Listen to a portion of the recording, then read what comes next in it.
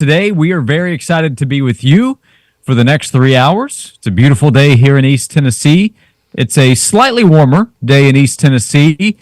Tennessee will look to remain hot. Dalton Connect, especially this weekend with Alabama in town. We will discuss that over the next 3 hours. We will discuss what continues to happen in Tuscaloosa as it relates to the transfer portal in college football. That's a part of the conversation. We're very excited for today's guest lineup to talk about Tennessee hoops this weekend, all the news of college football. The Lance Hurd watch continues, but the full expectation continues to be that he'll play on the offensive line for Tennessee this upcoming fall. And yesterday, Matt Moscona, joining us from Baton Rouge, provided some excitement for Tennessee fans on what Lance Hurd might be able to bring to Tennessee. We're also excited to have today's show brought to you by the Bed Store, 7 area locations. You can check out the location closest to you when you go to bedstore.com. We'll tell you how they can help you find the right mattress for you. We had a message from a listener just a few weeks ago who told us that going to the bed store and finding a new mattress that fit the way that he sleeps changed his health, changed some of the problems that he was dealing with and how he felt each day. Can make a huge difference in your life. So the Bed Store helping make our coverage happen today. Bedstore.com to find a location near you, and then the Tuck Fit process will help find the right mattress for you. The Bed Store helping make Josh and Swain happen over the next 3 hours. VFL Jason Swain, how are you today? I'm good, man. How are you? Good. I'm excited to have the weekend here. Excited for a fun sports weekend with the divisional round of the NFL playoffs. Tennessee Bama at the Food City Center tomorrow with the Orange out. There's a lot happening over the next couple of days. Yeah, huge game for the SEC. The conference years ago started to put basketball as a priority, and we know football has been king for so long, but basketball with some of the major hires that this conference has had over the last couple of years, basketball is now respectable, just like football. So you look at the top 25, there's multiple teams inside of there from the SEC. Look at KenPom and their ratings and net ratings. You see the Tennessees and the Auburns and the Alabamas and the Kentuckys. So this is a great game for the conference. It's a huge game for both sides, for Tennessee and for Alabama. And I think the SEC regular season championship race, I think it's going to be tight. Whoever wins, I think will win by a game or two. And if you're Tennessee, you certainly don't want to let this one get away from you, especially considering you're playing at home. Yeah, holding court at home is so important. And Tennessee's going to have a good chance to do that this weekend.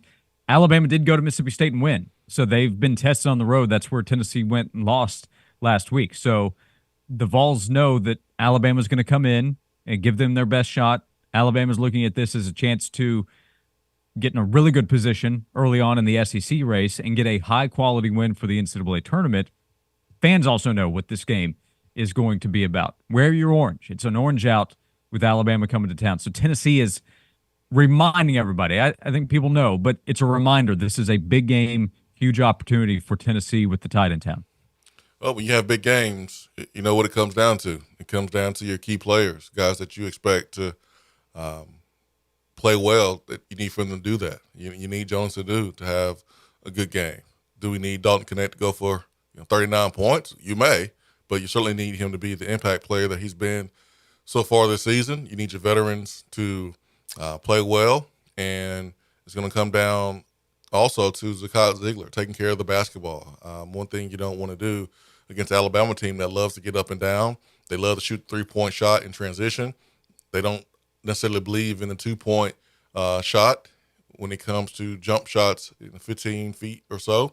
It's three-pointers or getting to the rim. And so the last thing you want to do is give those guys extra opportunities by turning the ball over and creating runouts for them. So if they get hot and they shoot the ball like Georgia, then, hey, they shoot the ball like Georgia. But you certainly want them shooting long shots that are contested rather than layups because you're turning the ball over.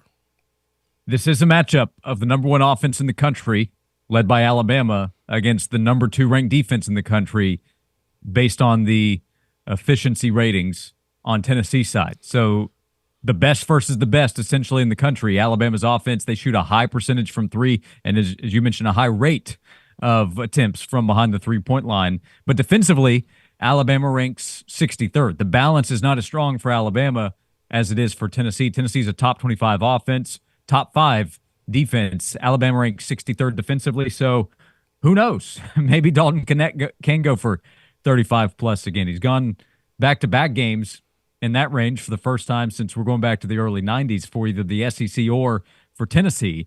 What if he were to make 3 straight performances? Don't count on that, but he might get the opportunity based on Alabama's defense and the amount of looks Tennessee tries to get Dalton Knecht. Listen, man, if Alabama was able to put up points and create an up-and-down game, a game where you get those extra possessions and you got to make threes to catch up with Alabama, then Dalton Knecht may have an opportunity to go for 35-plus points. I look at Alabama last year, and I don't know, Josh, maybe you can help me here, but where was Alabama's offense when they came into town and they had an NBA lottery pick in Brandon Miller? That offense was pretty potent, too. I mean, they were scoring at will behind Brandon Miller and Sears and all those guys on that squad. A lot of offensive firepower, a lot of guys that can create off the dribble. But Tennessee had one of the best defenses in the country. Don't know if it was number 1 at that moment, but I do know it was top 5.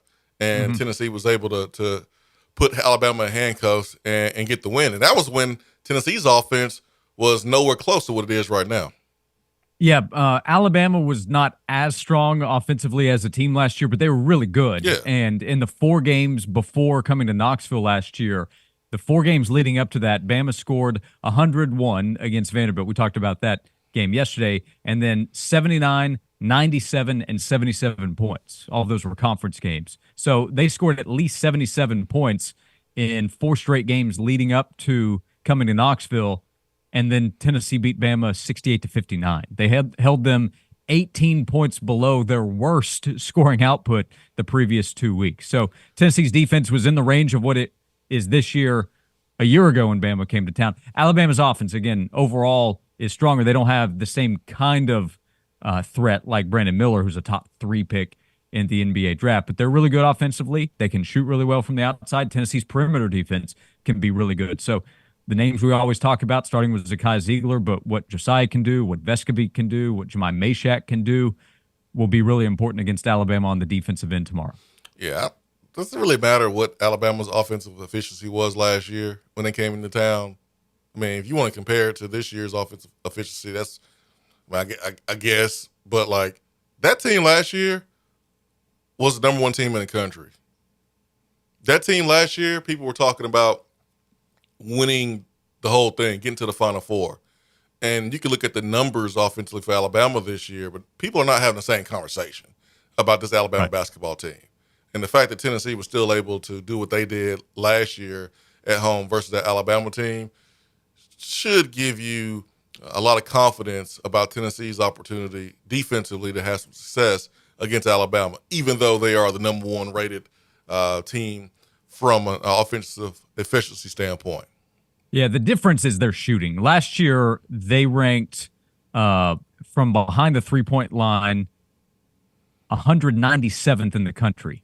This year, from behind the 3-point line, they're 5th.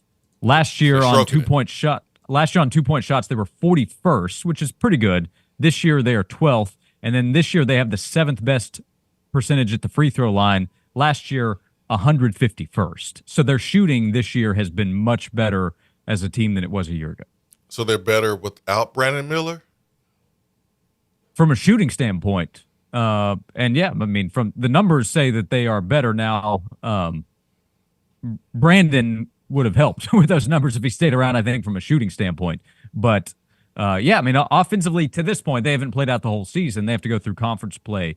But yeah, they're much better shooting the basketball. They're shooting just below 40% as a team from behind the 3-point line. That's why Tennessee needs to make sure that it's locked in around the perimeter and players move the way that they need to on the defensive end. Well, if you're Alabama, you try to take a page from the Georgia playbook, where Georgia was successful at forcing us to rotate, and they did a really good job of passing the ball and finding open shooters, and they had open looks. And so if you're a team that shoots the ball as well as Alabama, and you saw Georgia put up 14 threes and had Tennessee's defense playing uncharacteristic, then you're going to try to create some of those same opportunities for yourself. The difference is you're on the road and Tennessee's at home. And pretty sure Rick Barnes has combed through this film with his basketball team and made necessary adjustments and corrections with a veteran group.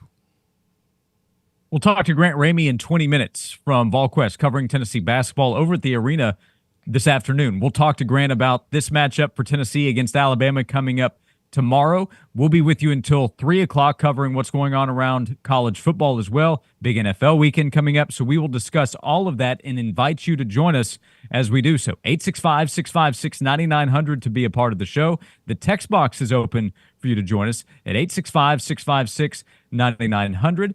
Speaking of Zakai Ziegler here in this segment with our show today presented by the Bed Store, 7 area locations, bedstore.com to find a location near you. You can check out the ZZ bed from Zakai Ziegler. Get those important Z's as he is able to. It's a very affordable option. They have the Zakai bed starting at $5.99 for the mattress, the ZZ bed from the Bed Store. Find a location near you. You can go through the tuck fit process, 90 seconds, answering 10 questions to find the right mattress for you. Bedstore.com. As we continue right here on Josh and Swain.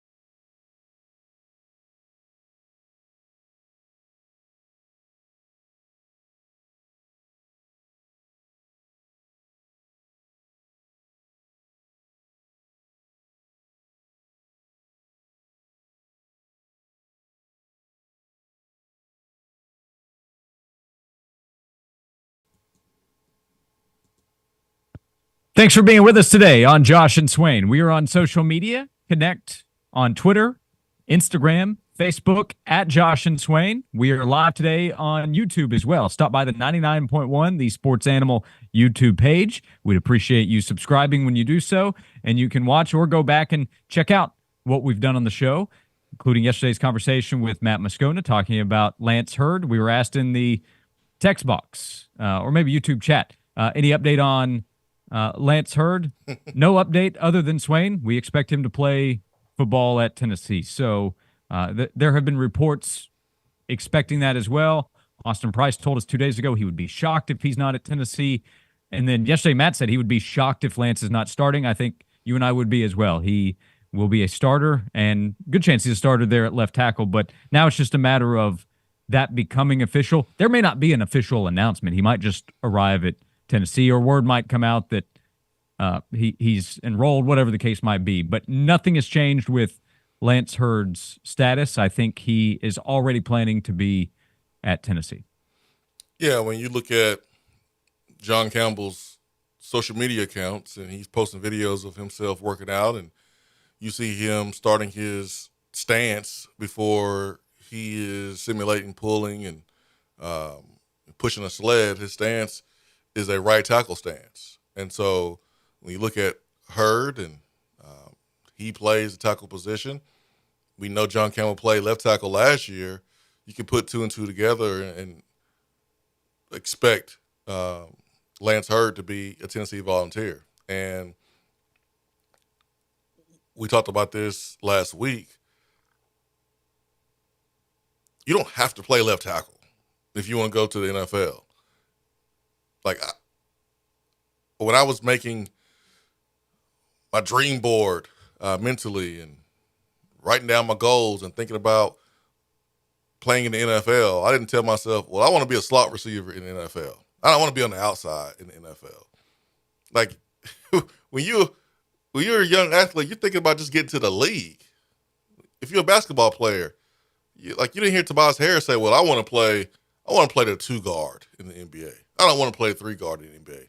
No, you're just trying to get to the next level. And for John Campbell, if he has a goal of playing at the NFL, who cares if it's at left tackle or right tackle?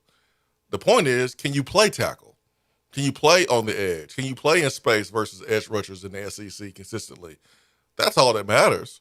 So it really shouldn't matter who's at left tackle, who's at right tackle. Darnell Wright just proved to everybody it doesn't really matter. He's a 10th pick of the NFL draft this past year, and was a starter the entire year for the Chicago Bears, playing right tackle. Who cares? Trey Smith was number 1 player in the country coming out of ESPN high school and played some tackle here at Tennessee. But he played guard mostly. And where is he right now? He's starting for the Kansas City Chiefs playing guard and cashing checks, and those checks are hitting that account every single week. So who cares if you're playing left tackle in college? I think they pay the left tackle and the right tackle on the same day. I think they send those checks to all positions same time. Yeah, left tackle don't get their checks quicker than right tackle. So Lance Hurd, we expect to be at Tennessee, and there's a good chance he's Tennessee's starting left tackle. But he will be starting for Tennessee, and Matt Moscona's opinion, he'll be in the NFL in a few years, or at least he projects that way right now. Obviously, Lance has to prove himself in a starting position. Tennessee will give him that chance. Alabama was expecting Julian Sayin to be a part of the quarterback room this upcoming fall. Doesn't look like he will be. He is the latest portal entry with the report from Pete Thamel this morning for ESPN that their highly touted quarterback, some consider the top quarterback in the 24 class, is going to enter the portal with the news of Nick Saban's retirement last week. Oh, yeah, man. I've been having a good time texting back and forth with my Auburn buddies. They are loving it, just like Matt Moscona has been loving it, just like Tennessee fans have been loving this last couple of days. I do want to go back to the Tennessee tackle conversation we had right quick, because I think it's worth mentioning, considering that Dane Davis did officially announce that he was returning. And so he was granted a 13th year by the NCAA. And so I honestly, when I saw his announcement, I didn't know that there was a question whether he was returning or not. I can't keep up with the announcements, but yes, he did make that official. Yeah, he could have left. I got a chance to interview him after the Cheez-It Bowl, the Citrus Bowl, and I thought he was leaving. Like during the interview, um, I was asking questions as if this was his last game because he was a senior. And Mhm. during that interview, he revealed that he will be coming back the next season. And so that is good when you talk about depth. Now, do I think Dane Davis is a starter? No, and I think Dane knows that, which is why he said that he's coming back and he knows he has to put in work and be a better player to help this offensive line. So you do have someone coming back with experience that can be a good depth piece just in case someone gets hurt. So we're talking about Lance hurt. I think it is worth mentioning that Dame Davis will be back next year. Could have left, but wants to return. The former walk on that earned a scholarship. Yep. Yep. So that, and then we'll see what young players develop into being backup Yeah. options. But left guard would be the main piece to pay attention to in the starting line for Tennessee. That is an unknown.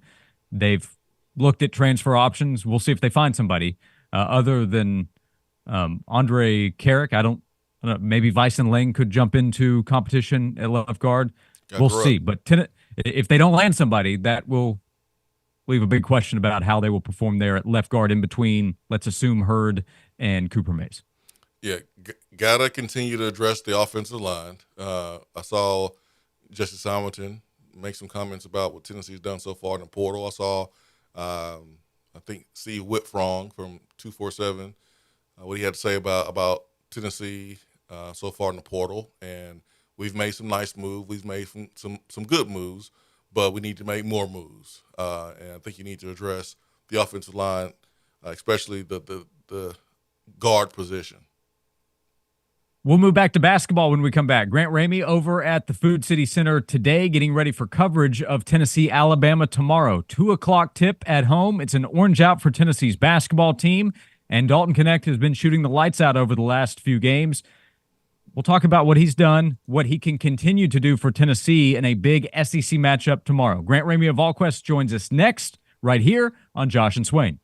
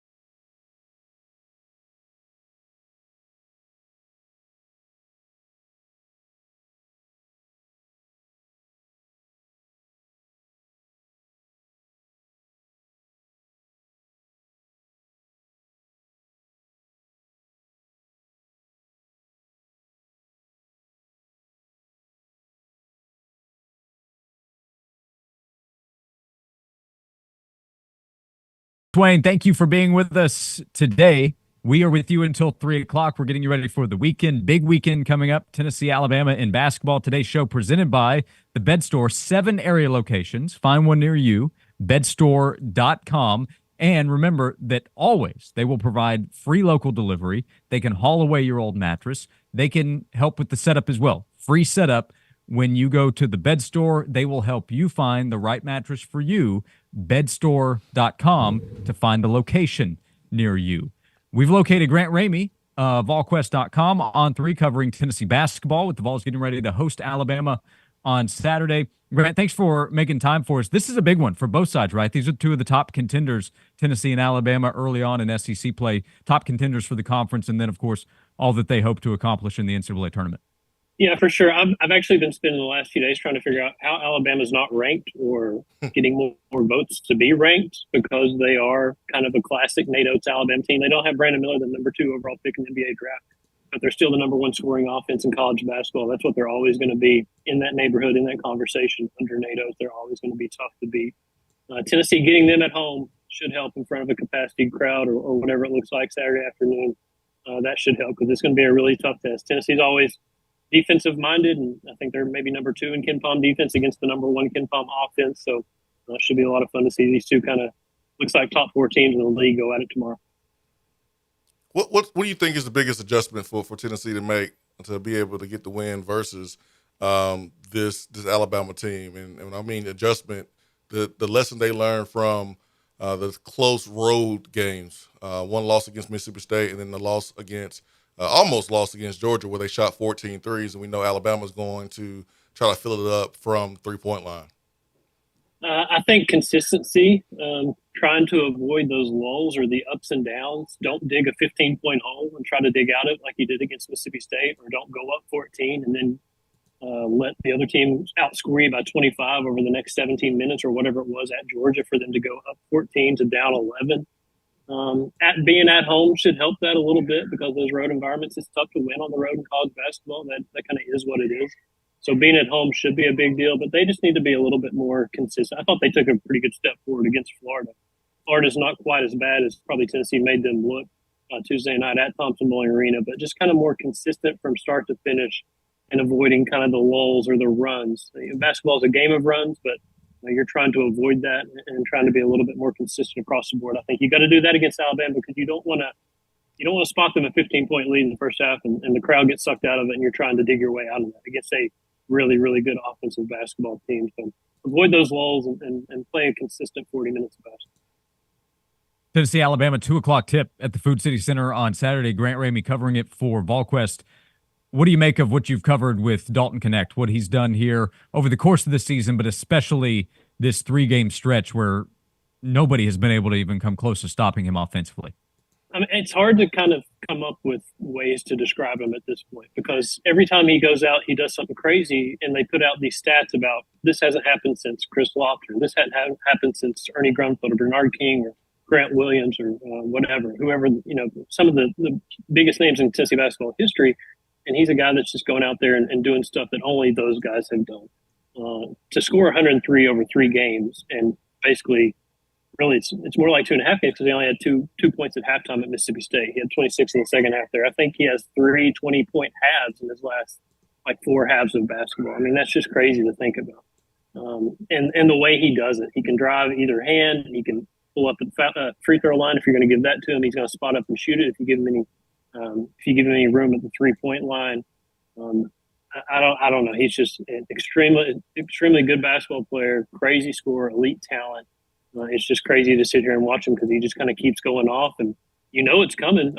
He's the object of the opposing team's scouting report. And he just keeps going out there and finding different ways to do it. He's on a crazy run right now.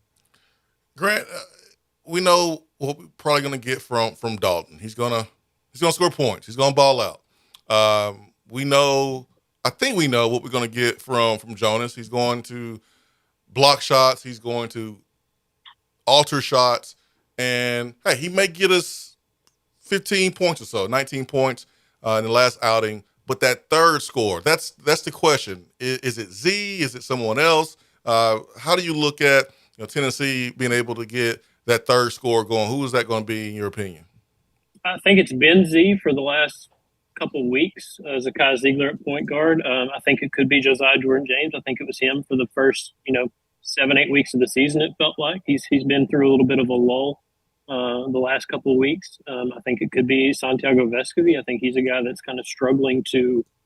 The offense ran through him the last couple of years and trying to get him looks at the 3-point line, and now all of a sudden you've got a guy in Dalton Connect who's averaging almost 20 points a game, so he's obviously going to get a lot of looks, and the offense is going to go through him. You have Jonas, who's I think he's got 4 or 5 double doubles at this point. A lot of those in SEC play, so he's a different scoring guy that you can go to down low. I think Santi's going to kind of settle in and kind of figure out where he can get his shots and score, because I think he can be that guy. I don't think anything's changed with his offensive game. It's just Tennessee's changed a little bit of who they're playing through and what it looks like as a whole. So I think the good thing is there's a lot of depth there and there's a lot of different options. The bad thing is you haven't really consistently found out who that's going to be. It looks like Zakai Ziegler based on the last couple of weeks, but it could be Joe, could be Santi. It was Justin Gainey there early on the first few weeks of the season. He was a really good sixth man. He's been struggling to get shots to go down lately. So if these guys can kind of find their rhythm a little bit, you got a lot of different options. Right now, until something changes, my money's on Zakai Ziegler. Grant Ramey of AllQuest, what stood out about what Rick Barnes said about the super seniors you talked about, Santi and Josiah, whose roles have had to change a little bit in what's asked of them, at least because of Dalton and in some ways Gainey, but especially Dalton Connect. What did you think about what Rick Barnes said this week? I mean, that's what you want to hear your head coach say is you've got extremely unselfish players, and they don't care if they're scoring. They don't care if they get the credit. They don't care if they're in the spotlight or whatever. But at the same time, you kind of want them to be a little bit more selfish and aggressive and try to find their offense and find their scoring. Now, they don't have to score to affect the basketball game. That's very true with Josiah because he's one of the most versatile players in the country, one of the most versatile players Rick has had at Tennessee. He's going to rebound. He's going to play defense. He's going to do a lot of things there. And I think Santiago Vescovi, the same thing. They can affect the game in a lot of different ways. I think Santi, he didn't score much at Georgia, but he was a plus 20, and that was the highest plus minus for anybody on Tennessee's roster in that game. So he played a pretty important role in them coming back in the second half there late and winning that basketball game. So it's great that they're unselfish. It's great that they're winners, and they're going to be, like Rick said, they're going to be two of the winningest players that ever played basketball at Tennessee and all that stuff. But at the same time, at some point in the season, you're going to need those guys to be aggressive and to hunt their shots and to try to score and try to be a bigger piece of the scoring, I guess, for this Tennessee basketball offense. But when you say these two guys that have starred for you the last couple of years are unselfish and don't care about giving credit, I think that speaks to your culture and kind of what they've built here and kind of sustained here during the Rick Barnes era. We saw foul trouble in the Mississippi State game. Jonas Adu was got himself a fifth foul. He was out. Toby Walker had some trouble with Tolu Smith. So that next big man and that next 7-footer, two young players, and we saw JP Estrella get in versus Florida. Do we see him in this basketball game, and what has he done to put himself in position, maybe over a Cade Phillips, to be able to get those minutes that he did get in the Florida game? Because I think he's going to be counted on Grant later on in the season when maybe Jonas does get himself in some foul trouble, because he tends to do that sometimes with his willingness to try to block shots. I mean, this is really a conversation that we were having in October during the preseason with the team. Is you like Jonas and you like Tobey, but you're kind of worried about who that next guy is and what kind of depth they have down low. And because those guys have never played as big a roles as they have to play this season, that being Jonas and Tobey. And they have struggled to not pick up fouls and to play without fouling and to be able to stay on the floor. And when you ask Rick why JP played like he did against Florida, he always has the same answer for freshmen. It's because they're preparing the right way, they're practicing the right way, they're earning minutes in the days leading up to the game. Before the game, I think that's the case for JP Estrella right now.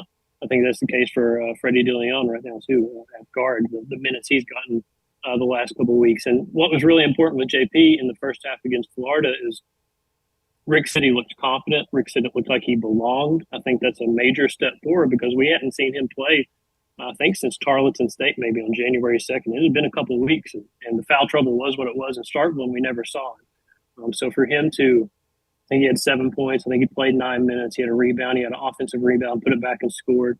So for him to kind of look the part and to look like he's ready to kind of get a few minutes here or there to help Jonas and Tobey, I think that's a huge step forward for JP. I don't think Cade Phillips, there's anything wrong there. I think they're really happy with what he can bring down the road, and they think he's going to be a huge piece of the puzzle in the front court in the future. I just think JP's earning it a little bit more in practice right now, and he kind of looked the part, like Rick Barnes said, against Florida.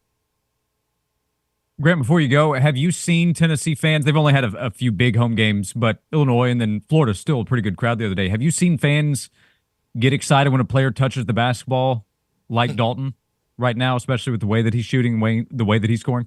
No, it's like they're waiting to see what he's going to do next. And like of all the stuff that Dalton's done, I think maybe the most impressive thing he's done is score 20 points in the final 7 minutes of a half, like he did against Florida Tuesday night. He scored with 17 minutes left.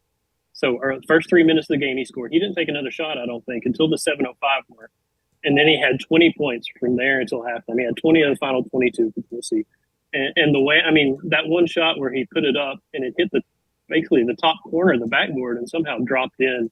I don't think it counted because there was a foul or something. But when you're throwing something like that up and it's going in, and the way he hit one high off the glass and it went in, he's sitting there staring at his left hand. Like that's as hot or as on fire as I've seen any Tennessee basketball player, and you could definitely feel it.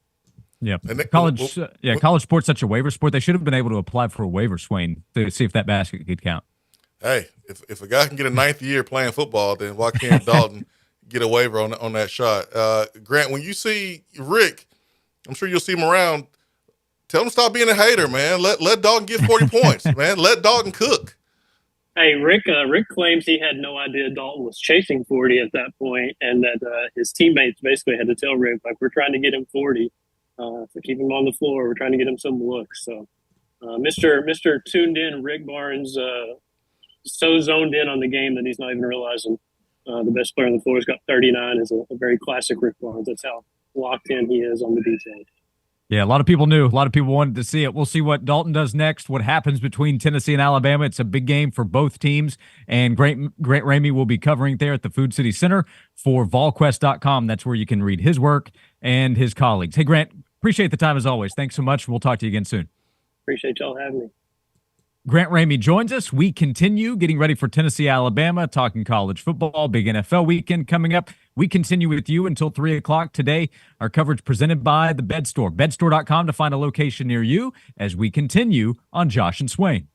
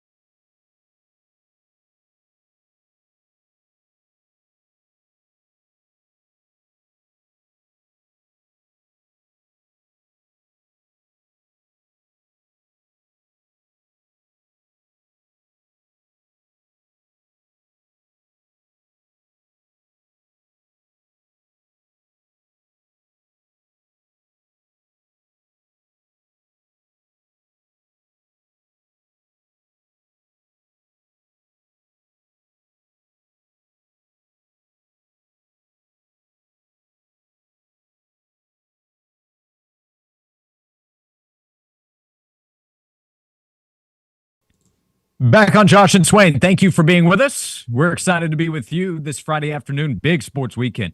I don't know if it's underrated because I think it gets a good amount of attention, Swain, but maybe doesn't get enough attention on how good this weekend is because we're in full swing of conference college basketball action. This weekend we get Tennessee, Alabama, so it's a big matchup for Tennessee. But the divisional round in the NFL playoffs is a lot of fun. You never know. You could end up getting some blowouts. But I think we have some pretty good matchups this weekend. We have the top teams now in action in the 49ers and the Ravens.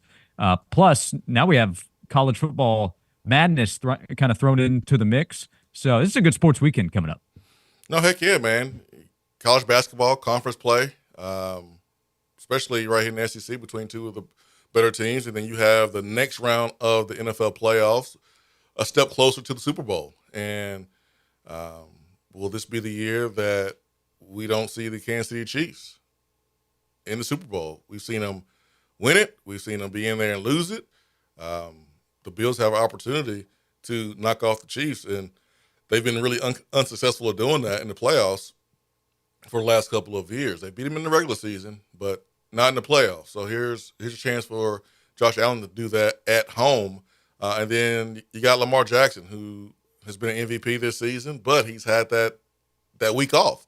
And we've seen teams that get that week off, have that magical season, and then they come out flat and they don't win. So will the Ravens be able to come out and play like they have all season long? Will the 49ers be able to do that? So a lot of storylines in the NFL, but like you said, Josh, a huge sports weekend.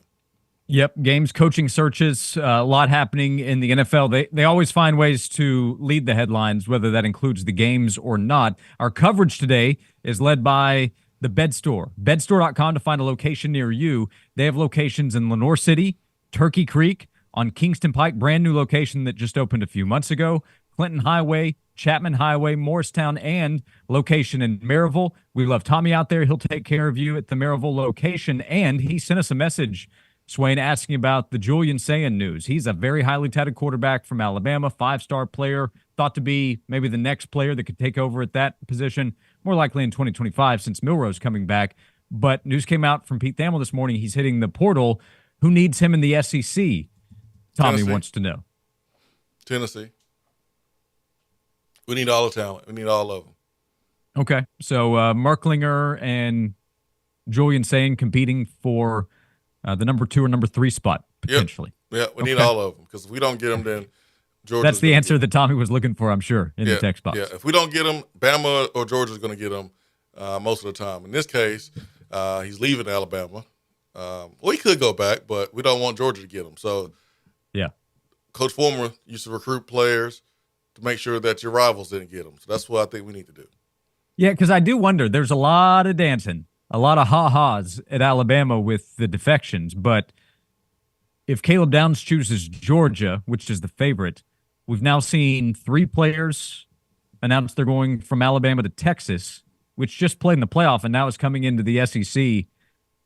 Is there still a little bit of hesitation? You want to see Alabama weaker because that's one of your top competitors in the conference, but you also aren't enjoying seeing them go to your other competitors in the SEC, I imagine.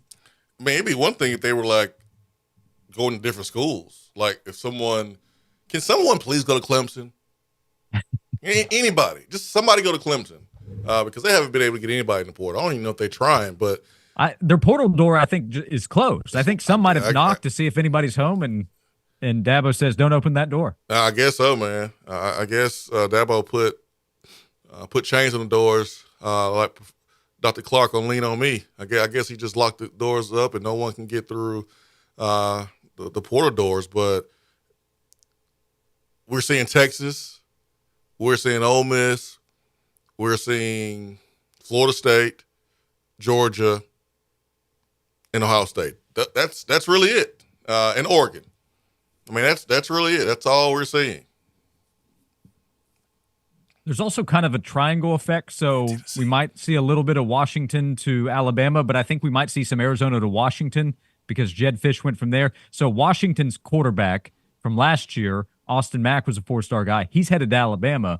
Arizona's portal quarterback might go to Washington. So that is one thing you'll see any year, but when they can move, especially with multi-year allowance. By the way, we have another lawsuit filed this time Department of Justice with the NCAA. But Alabama trying to bring some help from Washington, but with the Washington defections, other schools are getting in the mix. Oregon versus Alabama for one of the top corners, by the way. But Tennessee waiting on Lance Hurd. That's the big focus right now, plus a little defensive line help potentially from Stanford. We'll get to that when we come back. CJ Moore of The Athletic. Big story today on Dalton Connect. He will join us to begin hour number 2 of Josh and Swain.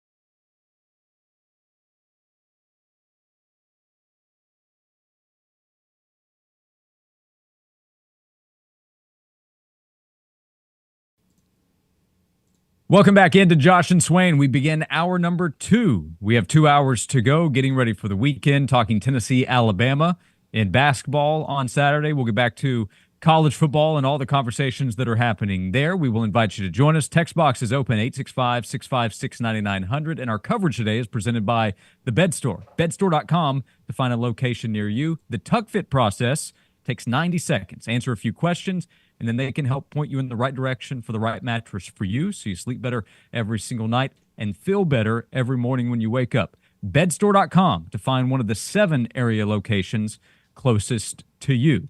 And I mentioned the Tennessee-Alabama game coming up on Saturday. It's a big one in Knoxville with the Vols hosting the Crimson Tide. CJ Moore joins us now from theathletic.com. He wrote a story today worth checking out on Dalton Connect, his development at Tennessee and before he arrived in Knoxville. CJ, thanks for taking time to join us. I think you also, did you describe yourself as running for president of the Dalton Connect fan club a few weeks ago when you maybe first wrote about him and his arrival at Tennessee?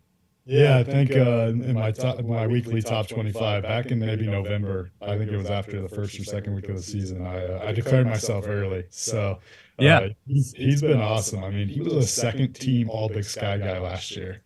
Like these up transfers usually don't work out the best, and the second team All Big Sky guy, you don't expect to all of a sudden be, considered maybe an All American. So his kind of rise out of nowhere definitely caught me by surprise early, and it's been cool to see to learn more about his journey. After declaring myself president and really diving into what I was what the cause I was leading. Yeah. So what do you think, or what stood out? What did you learn when you wrote the piece on him and talked to some of his previous coaches as well as people at Tennessee now about Dalton Connect? Just that he is a guy who really, really, like sometimes it gets overblown that, oh, a guy's a gym rat. He loves being in the gym, he loves working and stuff. Like this kid's like a different animal. His JUCO coach texted me this morning. He's like, he from the, from a junior college perspective, like Dalton was a unicorn. And just it's funny how everybody has these different journeys, and the COVID year has kind of given us like the surprise All-Americans that we wouldn't have had in the past. Cause like Jaden Ledee, for instance, at South Dakota or San Diego State, he's in his 5th year. Last year, he was just okay on a team that made the national title game, but like he's putting up ridiculous numbers this year. Wouldn't have happened without the COVID year.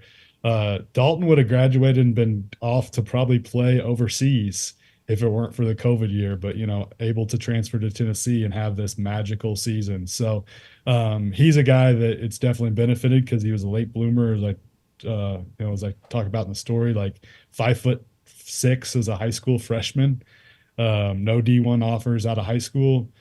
So just it's cool to see a guy like that who his mom told one of the coaches that like a year ago we'd go, he was playing not too far from where he grew up, and they could go out in public and nobody would know who the heck he was. Now he goes to Target in Knoxville and like people are bombarding him for autographs and pictures. So kind of cool to see, a kid be able to experience all that. He's a really good player. I think if he would have went anywhere, he would have been putting up points, but we saw him the last couple of games almost touching 40. How much stock do you put in to Tennessee kind of being the perfect spot for him because of Tennessee's offensive woes last year? Now you bring him in, and he's bringing instant offense. Yeah, and that's what they were really after. And it's kind of funny to like look back at the teams that were recruiting him and like imagine if he were at Kansas, for instance. Like they got Nick Timberlake, who has been kind of a bust, not kind of been a bust. And if you just slide him into their starting lineup, like they're far and away the national title favorite, right? But I think he's made Tennessee a team you have to talk about for the national title because this is a group that a year ago, the defensive end, they were good enough to be there, right? Like they were good enough to be a championship contender on the defensive end, but they weren't that on the offensive end. And I think they, smartly realized they needed a guy who could come in and really be a alpha scorer as as Rod Clark described in the story. And you know, but at the same time, like I think they knew that they were getting a pretty good player and probably had a sense this summer that he was pretty good, but like they'd be lying if they said like we thought he was going to be this good, like dropping, you know, nearly 40 in a couple straight games. And I don't think anybody saw this coming, and it's just been kind of the perfect storm of what a team needed and what he's been able to provide, and also being able to like just feed him with confidence. And I think the more they fed him with confidence, like the more he's just taken off. CJ Moore is with us from The Athletic. You can read his story on Dalton Connect and Tennessee's basketball team that went up earlier today, theathletic.com, to read it. And talk about Tennessee's potential now and what you learned there and what others said, because I think the comment was, hey, if we wanted to keep shooting some of his teammates, we'd be what we were. We want to be something different. How does this change what Tennessee can be as they project toward the postseason with what Dalton's able to do offensively? Yeah, I think lately what you've seen out of them, with it couldn't just be all Dalton, right? Like he could be, it can't just be him putting up these, because you can't expect him to put up almost 40 every game, right? Right. But I think where they've improved lately is, you know, one in December, like he wasn't the same guy. His ankle was really bothering him. They said, you know, he probably should have shut it down for a little bit, but he wanted to keep playing. But the fact that Zakai Ziegler now is like getting back to the speed and you know, just playmaking ability that he used to have, and probably is an even better version of that. You know, to be have you got to have multiple guys that can get into the teeth of the defense, can get paint and, you know, spray it out. And I think having that like other guy to help him now, like they can kind of take turns sometimes, like you saw in the Georgia game. Like it was kind of them taking turns of, let's just spread the floor, set a high ball screen, and let them rock. And both those guys are capable of doing that. And one thing that one of the coaches mentioned to me is like, not only can we go to that offense now, but it lets everybody else rest, and then we can kick ass on the defensive end, Yeah. right? Because those guys aren't so tired. So it's a team where I think people really realize what their roles are and kind of where they fit and how what makes them successful. And I think Tennessee is just kind of figuring that out. You know, I was at the Maui Invitational. I did a lot of the reporting there, and I think they were already a good team, but I don't think they were quite. They were still kind of feeling each other out, like who fits where, who attacks when, and I don't think Sakai was right yet. And the fact that he's good now and Dalton's over the ankle thing, like I think you're starting to see really what Tennessee can become. And I think they're one of the probably the handful of teams that's capable of winning national title, probably one of the best 6 teams in the country. CJ Moore, Athletic, and I encourage everyone to go and read this article on Dalton Connect. Anything that you found really interesting that you didn't get a chance to put in the article that you can share with us? Yeah, I think that you know, one of my own observations, and I didn't want to get too nerdy and gritty in the feature telling of this. Like, I thought if you go back to the Maui Invitational and you watch him against Purdue, I thought that like they were really raking in when he was driving, and I think he was seeing crowds and he was seeing like athletes maybe that he hadn't been used to seeing in the past. Like there were a couple games in my Invitational where I just thought it was a little overwhelming for him. It was like the first time he'd really seen like high level defense, and I think he's getting better at being quick to get to his spots and that not bugging him as much. And also it's helped that, you know, other guys are playing better and it maybe opens the floor up a little bit. But that's one thing I've kind of noticed just watching a lot of his clips, watching a lot of Tennessee games lately, that I didn't quite, you know, I try to say the top 25 for those nerding out moments. I didn't get quite too deep into that in the story, but then outside of that, you know, most of the good stuff made it, I'd say. What stands out about Tennessee's top competition in the SEC as they go through conference play ahead of the postseason? One of those top contenders would be Alabama. They played this weekend. What do you see around the SEC, the teams that Tennessee will be trying to beat out within the conference? Well, Alabama's got a terrific offense. I think Mark Sears is like having a crazy good year. If you look at his jump shooting numbers, like they're pretty ridiculous. The shots he's making, how much they rely on him, and taking some tough shots, and he's shooting the heck out of it. And I think that's a team that like played good teams close in the non-conference, and it's why you saw their metrics so high because they played an insane schedule, but they didn't really beat anybody. I still think you're kind of waiting for them to like beat somebody really good because while they're undefeated in the conference, they haven't played those best teams. So we're going to get to see that this weekend, right? Like, okay, now have they taken a next step? Can they really beat a good team? But that's a team that I think will be there most of the year. I think Kentucky and Alabama are kind of similar in that like really talented offensive teams, really fun to watch, play really fast. Defensively, something left to be desired. They're not at Tennessee's level on the defensive end. So it'll be interesting to see if those teams kind of improve on that end. But to me, those three teams in Auburn, who again, kind of in a way is the like Alabama in that their metrics are really good, but they haven't really beaten anybody. But their record's better, right? Because they didn't play quite the competition Alabama did, and they've just been beating the crap out of everybody. Every single one of I'm not sure what they win by the other night. I think they won by double digits again. I think every one of their wins all season has been by double digits. Like that's just crazy. So to me, it's like that group of four teams that I think has kind of separated themselves from the rest. And there's other teams like A&M that could be sneaky and maybe kind of come on second half of the year like they did last year. But those four teams to me have kind of really separated themselves. Hey, before you go, CJ, can Dalton get into the Player of the Year conversation realistically? I think odds-wise, he's actually right up there. Part of the reason I asked that, Zach Edey looks like he's such a big favorite right now. But what do you think about that conversation? Still several weeks to go before it becomes real. I'll be working on that like a kind of a mid-season like check-in column this on Monday, Mm-hmm. and I think I'm ending it with like, can anybody else win National Play of the Year besides Zach Edey? And the answer is no. Like, as long as he doesn't get hurt, Yeah. like he's putting up even better numbers, by the advanced statistics as a year ago, and the county numbers are about the same. I think Purdue's going to be the best team kind of from start to finish.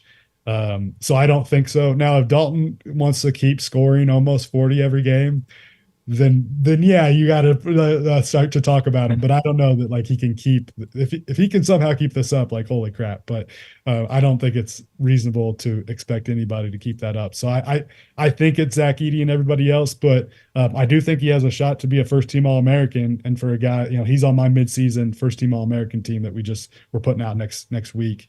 And for a guy that was a second team All Big Sky last year, second team, Second team. that's pretty cool.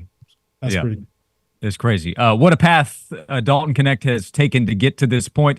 CJ Moore wrote about it today for theathletic.com. Go there and read the story ahead of tomorrow's Tennessee-Alabama game. CJ, thanks for taking time to hop on the show with us today. We really appreciate it. Thanks for having me. And thanks for spreading the word about the story, guys. Appreciate you.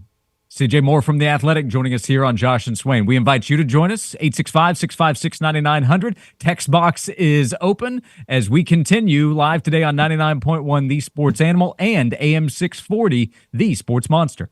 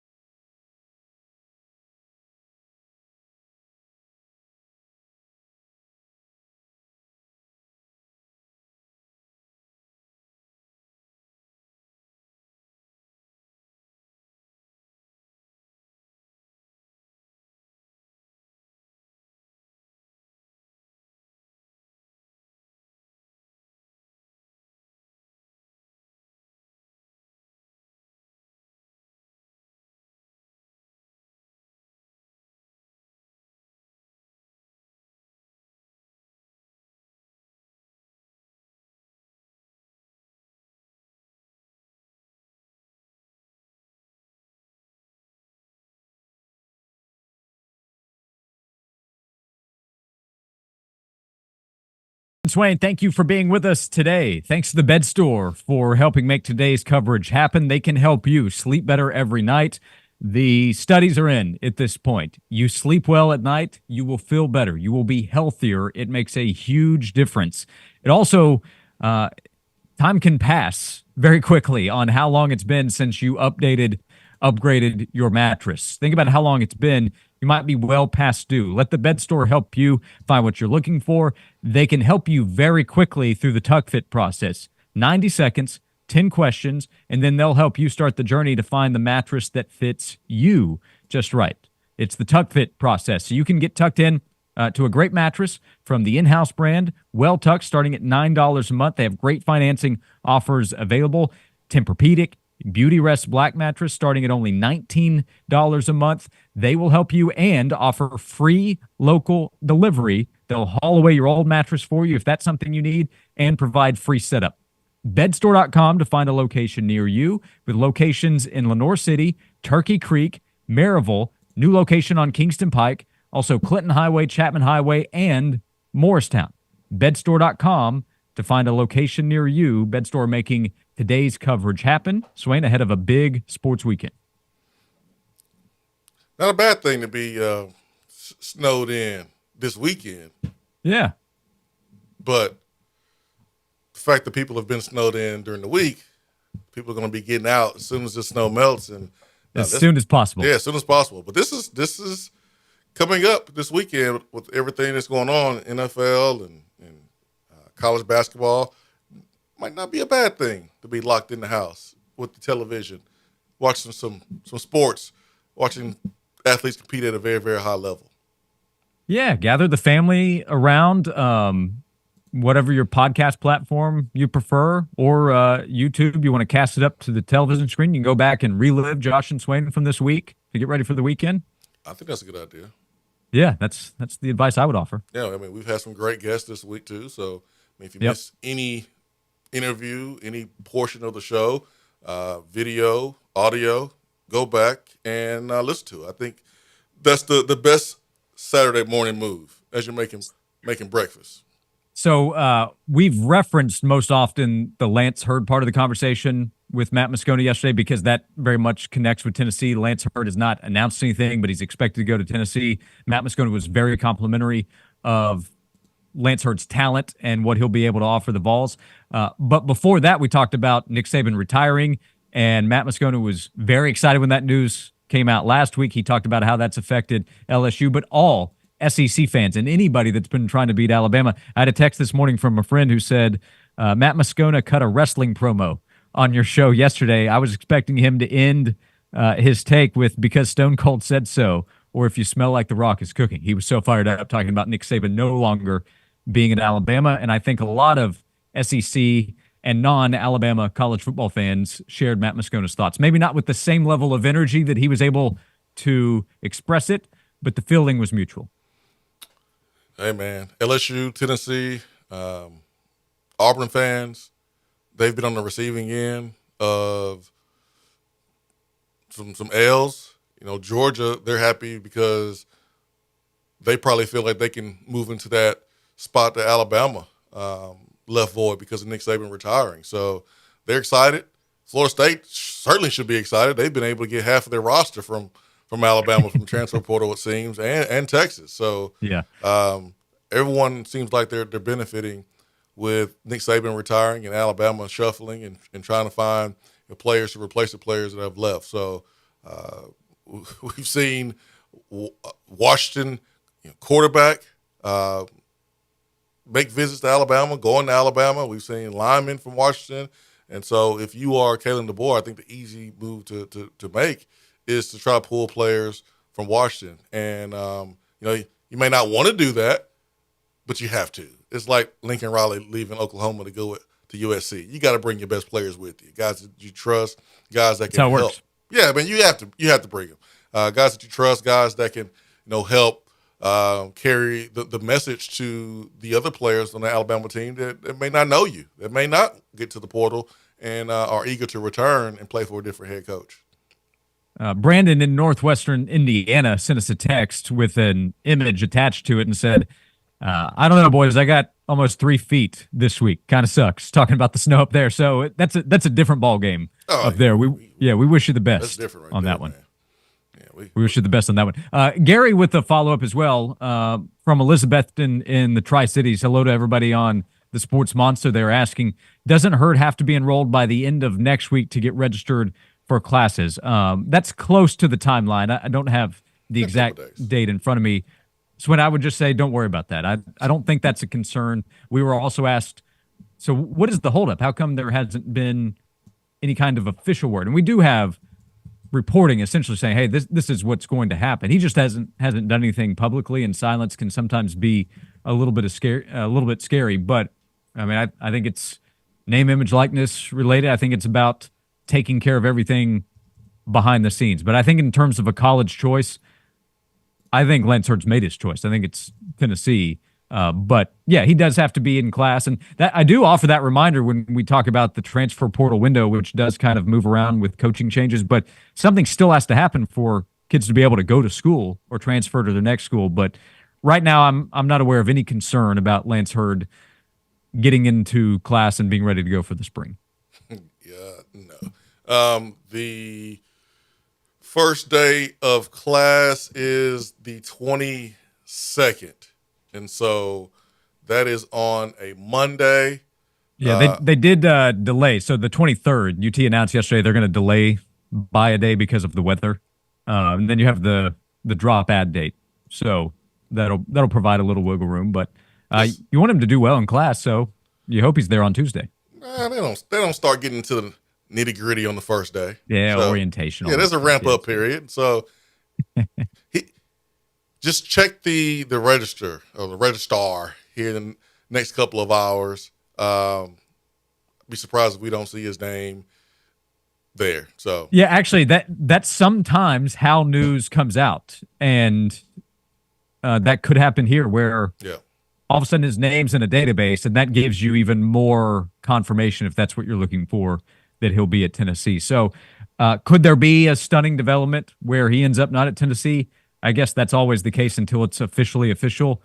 But I've yet to see anybody, whether it's covering Tennessee or from a more national perspective, say anybody besides Tennessee at this point for Lance Hurd. yeah. Our guy Riley, who's been the MVP this week, Riley Thomas said that Oh, yeah. it's a good old syllabus week. So yeah, get your syllabus. We'll walk through it. But hey, it's not the ramp up when they first get there. So academic will not be what keeps Lance Hurd from coming to Tennessee.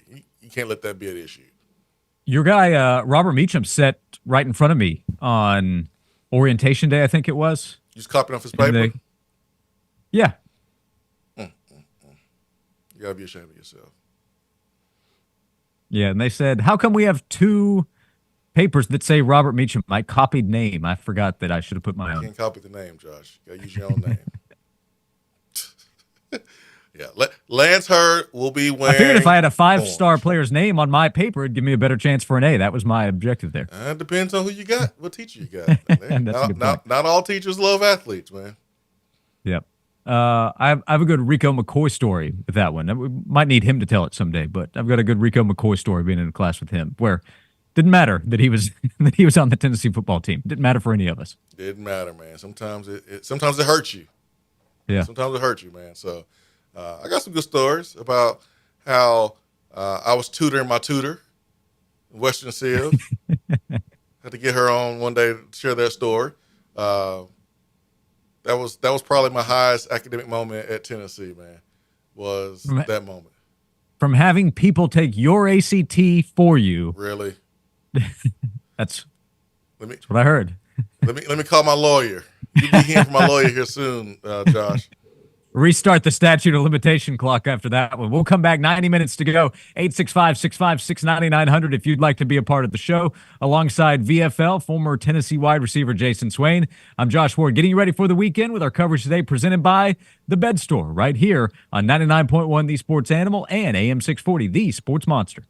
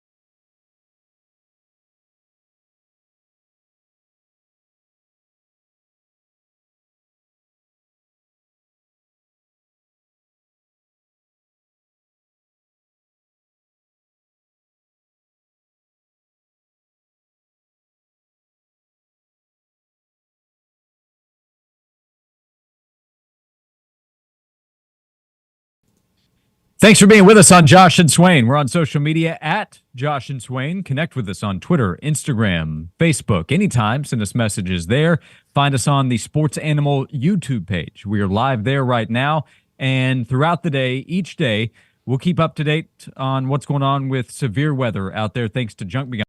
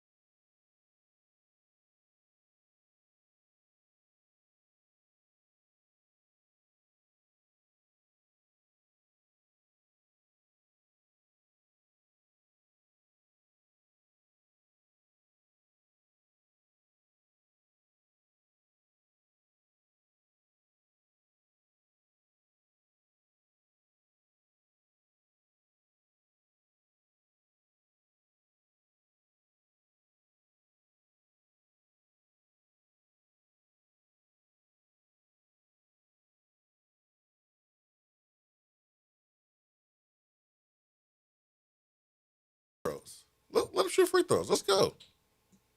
Why you trying to shorten the game, Josh? Well, I'm not trying to eliminate all free throws. I'm trying to eliminate too many free throws. But what if it helps Dalton Connect go for 40? I mean, I'm cool with that. Now, if Tennessee is up and the way Alabama was able to stay into the game or get back into the game with free throws, and no, I want the clock to move at a rapid pace.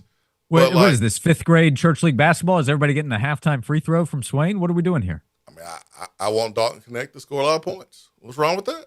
And I want the event to last as long as possible. I enjoy watching Tennessee athletics when we're good. Now, teams that stink, I don't want to see them. I hope they put the clock at 2x, 8x, 16x, 24x, speed it up. But good teams, I want to see good teams play as long as possible. Josh, especially if they're wearing orange. Stop trying to speed the game up. Okay. You must be getting a check of that commercial money. You must be getting a little cut of that, huh? Lewis says Pusher Man by Curtis Mayfield. There's another one for you. Yeah. That one works. All of them, Sterl. Let's go. Don't let us down, Sterl. Yeah, Sterl's got his own pushing related playlist that he'll have ready for Tennessee, Alabama tomorrow. He might also say, hey, stop trying to get me in trouble with the SEC. So there could be that aspect too. I don't know. You don't get in trouble by the SEC. I don't think Sterl's worried about it. What is the SEC going to do? They didn't do anything to Nate Oates, who pushed an opposing player. So they really going to do something to Tennessee for playing music, insinuating music that's related to pushing? That'd be funny, right? Punishing more for playing music about pushing someone than for pushing someone?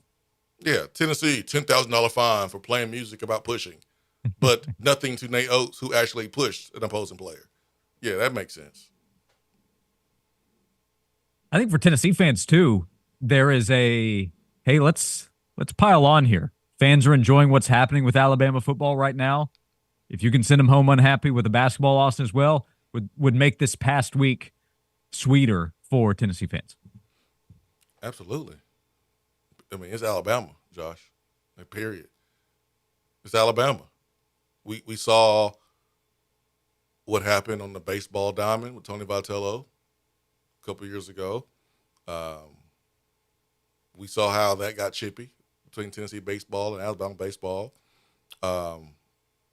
We saw the atmosphere last year, Thompson Bolden Arena, now the Food Center. But we saw the atmosphere last year when the Bammers came here to Knoxville. They had the number 1 ranking and left with it, but didn't have it for long after losing to Tennessee. So, man, it doesn't matter what sport it is. It's Alabama. Softball, football, volleyball. It doesn't matter, man. It's Alabama. You got mad at me yesterday for just reading a sign on the show. Yeah, because you cussed. We don't condone potty mouths on this program, Josh. And you said a potty I apologize. word. I apologize. Yeah, potty word. You gotta keep me in check. I heard tomorrow before the game, because it's a pretty early tip, 2:00 at the Food City Center. Over on the hill, there is going to be a sledding of the Gumps to get ready for the game. Well, I know one thing. Kalen DeBoer, he won't be getting the same running of the Gumps treatment that Nick Saban got. They might be walking. Well, but some of those folks that was at the airport, they might be there for the running of the Gumps annual event at the spring game. But I don't expect to see a bunch of Gumps in Knoxville, Josh, like we saw the last 15, 17 years for Tennessee home game. And you know what? That's what disgusts me the most about Nick Saban's time, was seeing all the crimson inside Neyland Stadium. It's disgusting. And now we don't have to see as much of it anymore. I'm so excited for everything SEC sports for 2024. This is going to be quite a year. You got some newcomers in Oklahoma and Texas. You got the hook 'em down aspect to it. It's going to be a fun year. I don't know how those Texas coaches are going to deal. I think Steve Sarkisian, it ain't going to bother him. He understands. Yeah, for him, I don't think it's that big of a deal. Not to him. For the players, I mean, the emotional aspect of it, dealing with opposing fans, because opposing fans are going to do it every single week. I don't think people really understand what goes into playing on the road inside of this conference and what is said to you. How people address you and dress you down and call you out of your name and throw things at you. I don't think people really understand what it's like to have to show restraint and ignore what things are said. Like, I was right there on the sideline at the Swamp, and those fans are right there on you, man. They are right there behind the bench, and there's not a lot of room to operate. Whereas, Kentucky, Alabama, Georgia, there's space between the bench and the first row of fans. Not at Florida.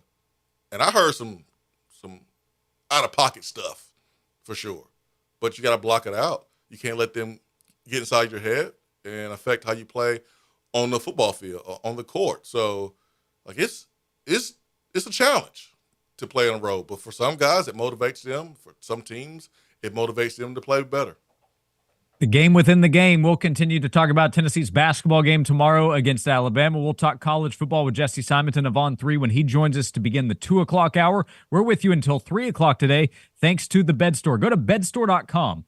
Find a location near you. When you go into one of the locations, you can go through the Tuck Fit process. It takes 90 seconds. Answer 10 questions, and then begin the journey to find the right mattress for you. The right mattress can help you sleep better every night, and when you do, you'll feel better every morning. It makes a tremendous difference on your health, the quality sleep that you get each night.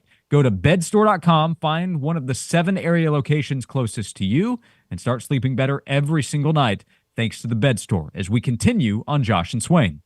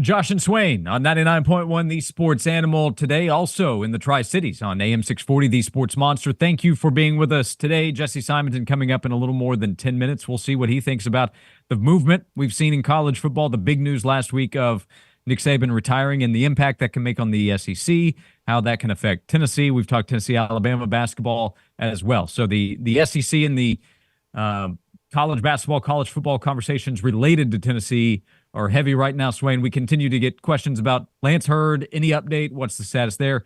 No update, but the status continues to be he is expected to be at Tennessee this spring and to play for the Vols this fall.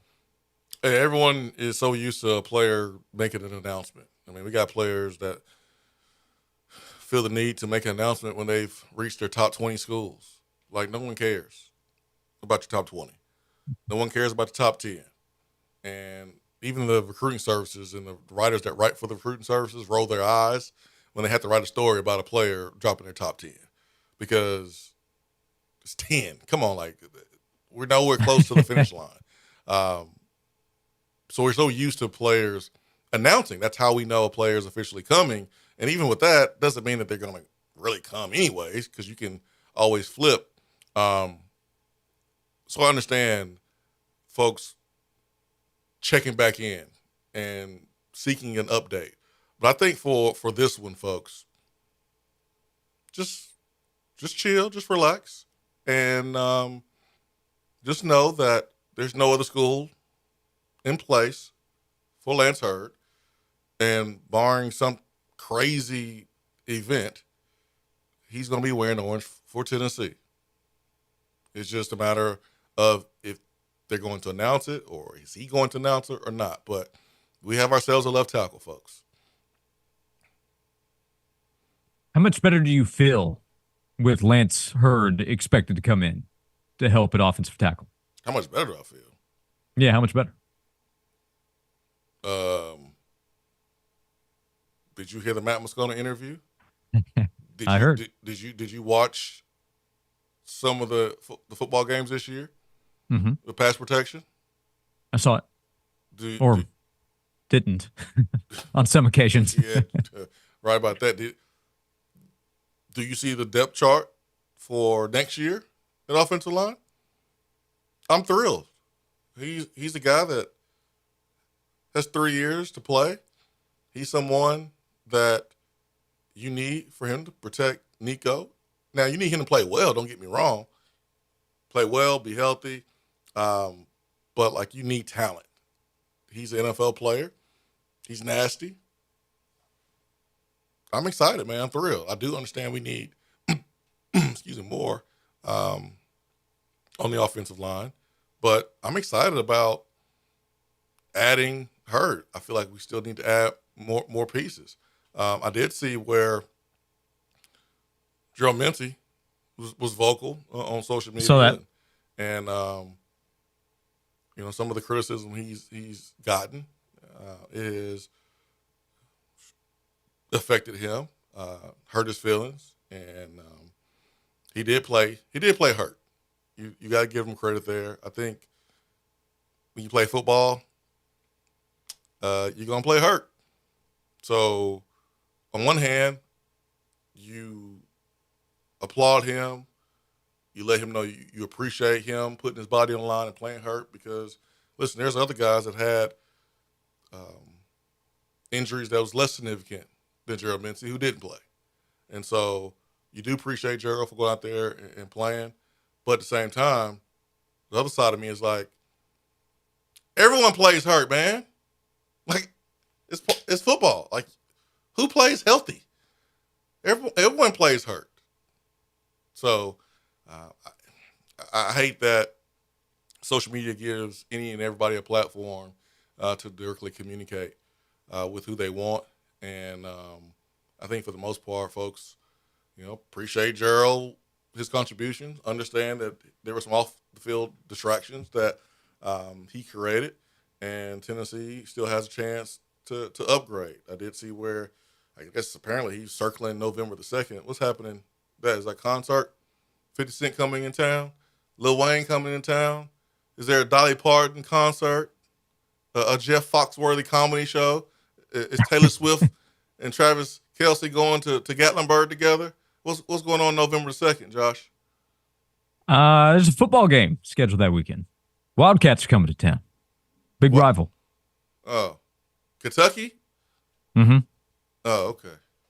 Yep. I guess that's what he was referring to. Yeah. I guess he's going to get But both things can be payback. true. He should be applauded for the effort he gave late in the season when he was definitely not 100% or really close to it. But he's also transferred to a competitor. So the way it works in the SEC is people aren't really going to be very supportive of you at that point. So circle it. Put a reminder in your phone, Swain. Don't miss the game. November 2nd, Kentucky coming to town. By the way, I burned my tongue on some soup last night. You haven't heard the first thing from me about it today. You got to get out there and do your job. Yeah, like scene from Friday when Smokey said, write it down, take a picture. I don't care. I'm paraphrasing. Just because you mentioned November 2nd, that means Tennessee fans or Tennessee players, your former teammates, they're supposed to be nervous or scared. Bro, you got to block James Pierce. Good luck there. We circled the 2:00 segment for Jesse Simonton on 3. We'll talk about all this movement in the SEC and college football when we come back on Josh and Swain.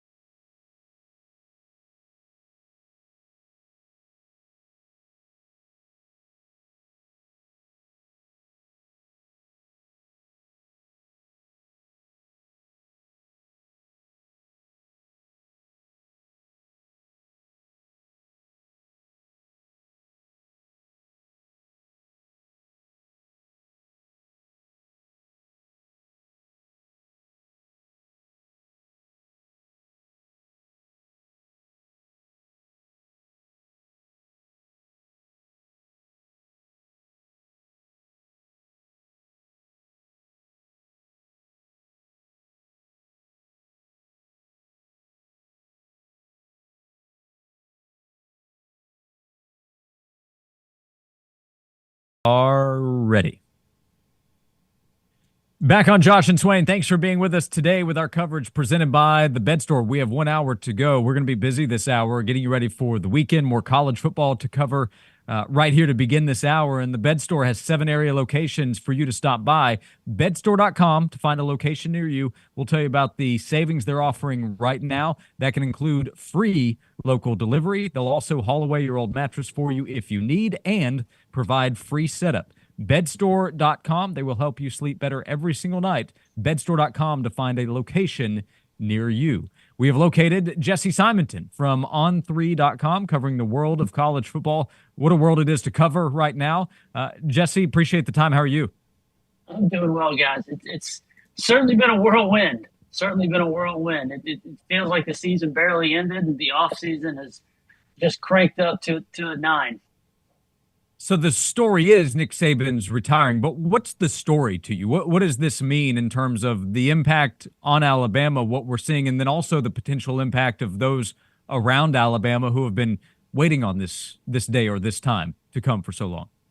Yeah, I mean, it's been kind of a seismic earthquake, right? I mean, it's that Saban retiring, I think, has been the biggest college football story of my lifetime, just because of what he's done in this sport. You're talking about a guy who signed 10 number 1 ranked recruiting classes. He is the recruiting godfather.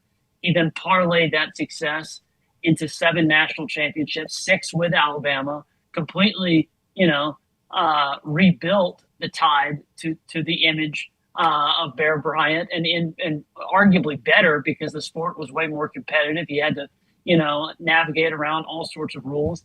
I said this the day that he retired on Andy Staples' show. I think what's most impressive, you can rattle off kind of the Saban stats, but what's most impressive is that this is a guy who not only was an innovator with the pattern match scheme and what he did defensively, but his ability to adapt and mold and the evolution of his program from where it started to when he got there in 2007 to where it was when he left it. It's remarkable. And now we are seeing the ripple effects of what the SEC and what college football looks like in a Sabanless world, and Alabama suddenly looks, mortal. And when I think their fans are maybe realizing it wasn't necessarily that Crest A or the big Tide, brand that was making that program. It was Nick Saban, and when you take that, out of the equation, these guys don't know who Kalen DeBoer is. They can't, and that's not Kalen DeBoer's fault. But these guys couldn't pick him out of a lineup 7 days ago. And so when they signed up to play for Nick Saban, you're now seeing the cost of that. What teams do you think are in position to close the gap, to make a move now that Nick Saban is gone and Alabama has suffered some attrition? What teams have already done a really good job of that, and what teams do you think need to do a better job of jockeying for position and making a move? Yeah, that's a good question, Jason. I do think that Georgia is best positioned just because of how far ahead they already were. They were already running neck and neck. They've won 2 titles in a row. So I think they just, firmly slide into that top spot. And then there's really going to be some jockeying for who can kind of leapfrog Alabama in this power vacuum that's happening. I have a column at On3 right now kind of talking about LSU's opportunity. They got the number 1 ranked recruiting class in 2025 already, the top quarterback in Underwood, the number 1 receiver, number 1 running back. Brian Kelly seems to have kind of bought himself some more goodwill after, frankly, I think a wasted season in Baton Rouge where you have a guy who wins the Heisman Trophy, but your defense is so bad you're not really competing for the SEC. He's cleaned house defensively. He's hired some really good coaches. So I think LSU is in that camp. I think Texas certainly, but we'll see kind of how they adjust to playing in the SEC. And then where you guys are in Knoxville. I mean, I think Tennessee has an opportunity alongside Auburn if they can kind of continue to recruit. With Hugh Freeze, it's going to be about the quarterback. Who can he kind of surround all these 5-star receivers that he's landed? And with Tennessee, it's, how does Heupel kind of continue to build out his staff, I think, and evolve to where it's not just about scheme, which is kind of the same thing, I think, frankly, that Alabama's going to be up against with Kalen DeBoer. It's having some killers on your staff who can recruit. And Tennessee has recruited well. I noted this. the day that Kalen DeBoer got hired. That, you can kind of see some similarities there with Josh Heupel. Can he be better than he was at Washington? Heupel has been a much better recruiter at Tennessee than he was at UCF, but now you got to take that leap. Top 10, top 12 is good, but if you want to compete for a championships on an annual basis, you got to find your way into that top 5. It's a talent acquisition game. We know that. And I think it's just become more and more magnified as we kind of progress in the new landscape of college football. We're talking to Jesse Simonton. He covers college football for On3.com. So is that the next step for Tennessee if they want to get where the Vols want to go? And what would you add to that as you've seen Nico make his first start for Tennessee against Iowa in the Citrus Bowl, and they're going to try to build around what he can do at quarterback heading into 2024? Yeah, there should be a lot of excitement around Nico. And I've joked on several radio and TV appearances that, I think the biggest thing for him between now and the season is probably just gaining 20 pounds, because if you're going to run them how they did, and I do think that Heupel kind of found maybe something, maybe kind of a little secret elixir to kind of mix in with his, run and shoot Baylor offshoot offense, is to have that, wheels at the quarterback position, even more so maybe than what Hendon did a couple of years ago. But that means Nico's going to take a pounding. So I do think he probably needs to put on a little beef there. Tennessee's going to be fine offensively. They're always going to be fine. It's kind of, can you take that step defensively, which they did last year, I thought. Under Tim Banks, they made some strides. You got one of the best pass rushers, if not the best pass rusher in the SEC. How do you kind of evolve around them? I like what they've done in the transfer portal. They haven't gotten maybe some of the acclaim of the Ole Misses and the Louisvilles of the world, but Tennessee's done a nice job there. If they do end up landing the LSU offensive tackle, I think that would be huge, especially because you're kind of pairing a young player with Nico's timeline, which I think would be important. The next step, Josh, is again, they got to continue to recruit. You got to recruit dogs. And that's what it's going to be about. Because I think what we're going to see in this 12-team playoff, there's going to be more schools, and fans are going to appreciate this, I guess. There's going to be more schools that have an opportunity, so to speak, to play for or compete for a national championship. What I think you're going to find is actually the field is really going to shrink who can win it. And it's already a short number each year, but now we're talking about teams maybe having to play 17 games. Only the best rosters are going to be able to withstand that sort of, attrition, so to speak, with injuries, transfer portal, what have you. And so can Tennessee now level up? I think that's going to be the question. Yeah, you don't have to be perfect or at least close to it like you felt like in a 2-team or a 4-team, but you have to hold up. And that comes back to depth, which still comes back to recruiting, transfer portal. You mentioned Ole Miss. What do you make of the offseason for Lane, for that program? We're starting to get people kind of upset when that name comes up on this show because of all the attention that it's gotten, but it's gotten that attention for a reason. Yeah, I think what you're going to see, I think what you're seeing with Ole Miss is, frankly, Ole Miss is not going to be able to compete annually for the SEC championship or even for a college football playoff. But Ole Miss, Missouri, I think is going to be in a similar camp this next season. You maybe parlay your success from that you just had. Both of them had double-digit win seasons. And then you kind of say, hey, we have a veteran roster. We got all these guys coming back. Let's push our chips in. So you have the Grove Collective, raise all this money. Lane suddenly can't complain that, they're not spending enough, because when you're paying for the Walter Nolans of the world, you're spending plenty. And so what do? You push your chips into the table. And that's what Ole Miss is doing. And so I think they're going to be ranked in the top 10 to start the season. Now, it's honestly, guys, it's going to be about Lane doing what he hasn't really done, which is deal with expectations and be the hunted instead of the hunter. It's easy to poke and prod and kind of troll when you're not burdened, with that albatross of, hey, I'm a top 5, top 10 team, and we have to go out there and win. Lane's done a nice job of winning when the expectations have been low. Now it's going to be about, all right, yeah, we got that big number next to our name. Can we now beat the Alabama when we're favored? Can we go, into Baton Rouge and win? That's going to be the question for Ole Miss in 2024. Jesse Simonton on 3.com. your 50,000-foot perspective here, understanding how important X's and O's is and putting guys in position to be successful, but recruiting is king and always will be in this conference. Outside of Georgia's staff, who do you think in the SEC best recruiting staff from your point of view?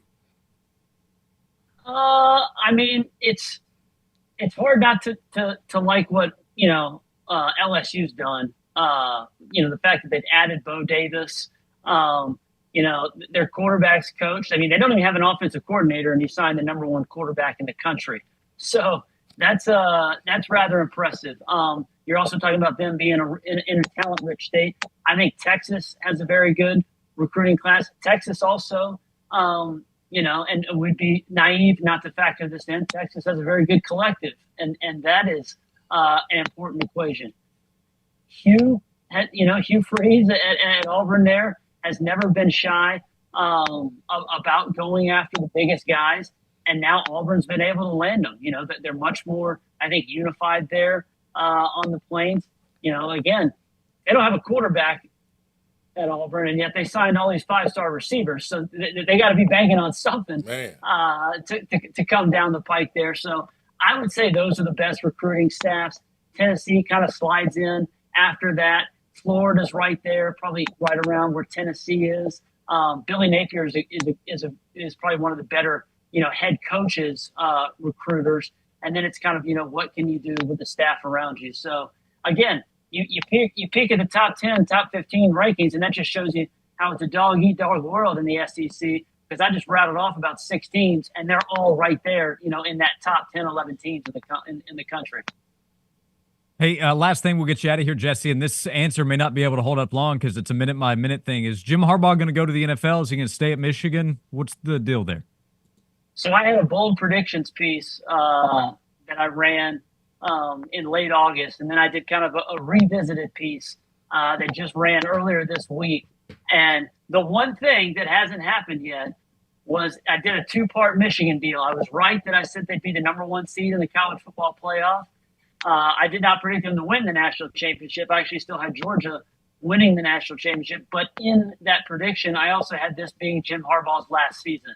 So I'm going to continue to say that I think he exits stage left, especially the fact that he's delivered his alma mater a national championship. You have whatever's going to happen with the NCAA.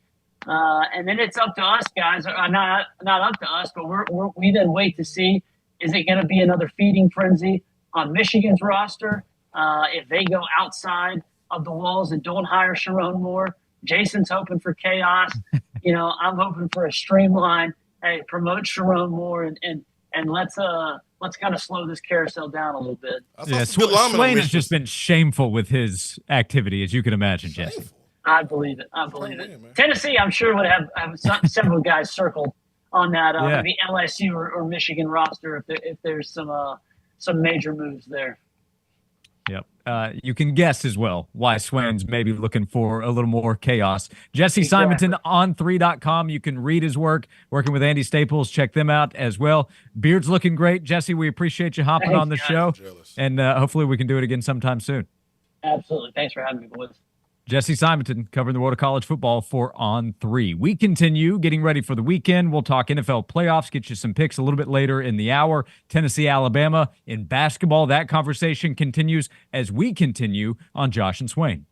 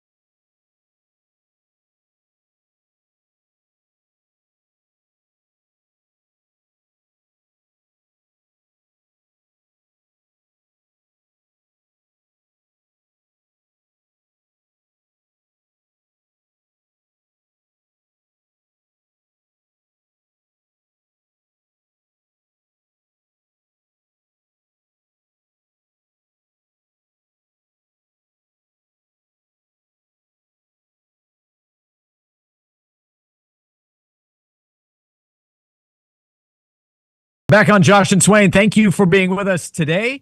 Hope you're having a great Friday. Hope you're staying warm. Hope you're being safe if you have to move around as we still deal with the weather, and we'll more so this upcoming weekend. Some cold temperatures coming up this weekend. Tennessee Bama coming up at 2 o'clock, Food City Center. Huge game for both teams in the SEC. 2 o'clock, an orange out, Swain, for the Vols, with Alabama coming to town. Tennessee trying to beat Florida and Bama. That makes for a good week for Tennessee if they win 2 home games against two teams that would probably rank high on the dislike list for UT fans. Oh, heck yeah, man. Anytime you see that crimson, you literally are seeing red like a bull, man. It just makes your blood boil if you're a Tennessee fan. So, you call them the red team? The red team. And we can call them that now because Saban ain't there. There you go. Yeah, we ain't scared of them with anymore. More comfort. You don't have your big brother to get you back anymore, Alabama. Nick Saban's gone. But, man, you look at Alabama, and there's a lot of talk about how good they are, even though they're unranked. KenPom really likes this Alabama team. And here's a chance for Tennessee to get a really, really quality win. I mean, Tennessee is playing a Bama team that's not ranked, but after taking this L to Tennessee, Alabama could, quite frankly, go on and go on a tear and become highly ranked. And that win would just look that much better for Tennessee when it comes to their seeding to the NCAA tournament. We have our show today presented by the Bed Store. 7 area locations. They're all over, all the way up in Morristown. Kingston Pike has a new location that just opened up a few months ago. Great spot to check out in the Bearden area. Lenore City, Turkey Creek, Maryville, Clinton Highway, Chapman Highway. At the Bed Store, they can help you save. They have great financing offers. Sleep well tucked into a Tempur-Pedic or Beauty Rest black mattress, starting only $19 a month. Get tucked into a great mattress from the in-house brand, Well Tucked, starting at only $9 a month. They also have the ZZ Bed. That's from Zakai Ziegler, starting at $5.99 for the mattress at the Bed Store. Go through the Tuck Fit process, answer a few questions, take less than 2 minutes, and then you can start the journey to finding the right mattress for you so you sleep better every night. Find a location near you at bedstore.com. As right now, we hand out today's Attaboy.